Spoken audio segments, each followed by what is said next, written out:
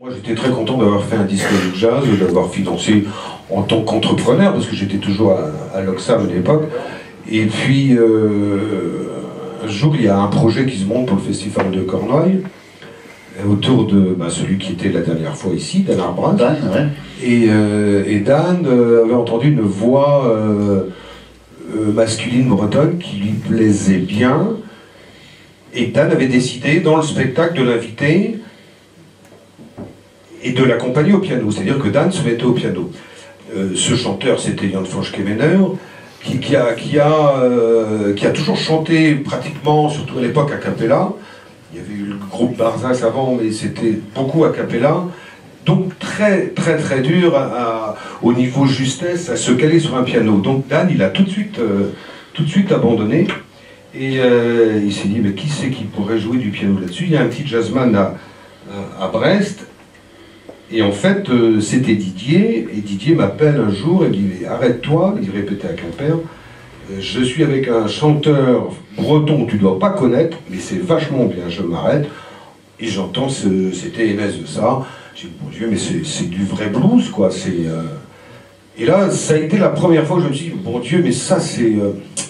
Ah, je veux produire ça, mettez-vous ensemble les gars, on va se mettre dans un studio et on va faire un disque. Et on fait le disque. Alors, à l'époque, il y avait un peu plus de moyens. Je fais venir les journalistes à Ouessant, etc. Les journalistes parisiens, hein, les intelligents, ceux qui font les vrais articles. Et on a toutes les clés. Mesdames, je vous embrasse, moi. Moi, je vous aime. En tout cas, je les remercie bien, parce qu'on a tous les prix, et on vend du disque, on vend beaucoup de disques, et je me dis, mais bon Dieu, mais c'est un vrai métier ce truc-là, et là ça commençait à me plaire, quoi. C'était le deuxième disque, et on en est aujourd'hui, le 79e vient d'arriver aujourd'hui. Il y a une cinquantaine d'artistes, mais disons que on ne peut pas suivre tous les projets en même temps. Moi j'ai une petite structure que je veux garder petite, et donc on suit par an à peu près 3-4 artistes par an, sur une période de 3-4 ans.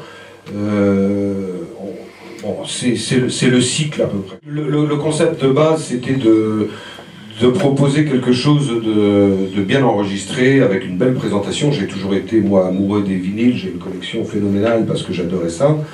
Donc de travailler sur un petit format, je trouvais que c'était très restrictif, mais bon, j'ai essayé de faire du créatif, même sur petit format.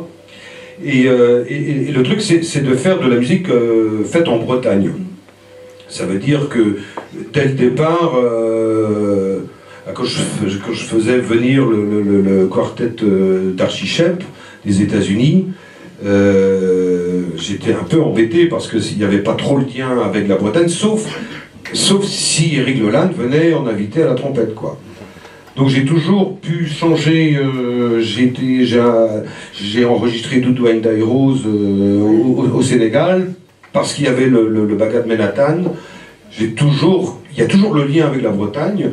Des fois c'est un peu tiré par les cheveux, mais enfin c'est toujours fait à partir d'ici, quoi. Bah, ça c'est aussi des coups de cœur, parce que les productions,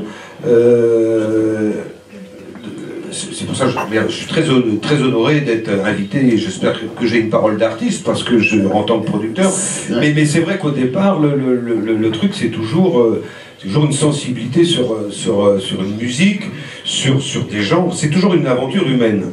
Là il se trouve, tu me parles de Freelagan, c'est un exemple assez particulier.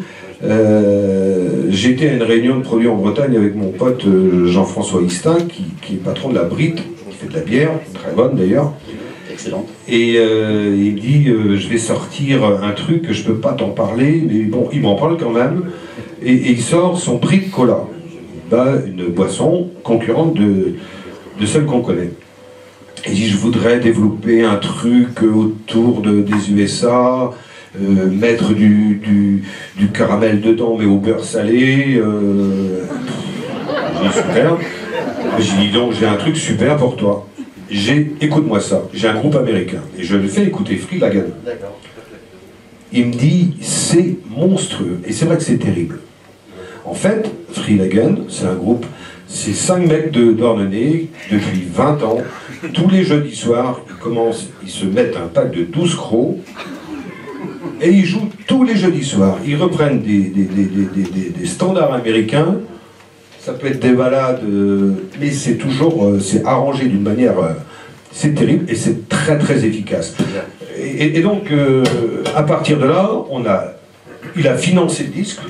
Je parle un peu de pognon, mais il a financé le disque, ça veut dire qu'il en a acheté 1000 et ça suffit pour faire un disque.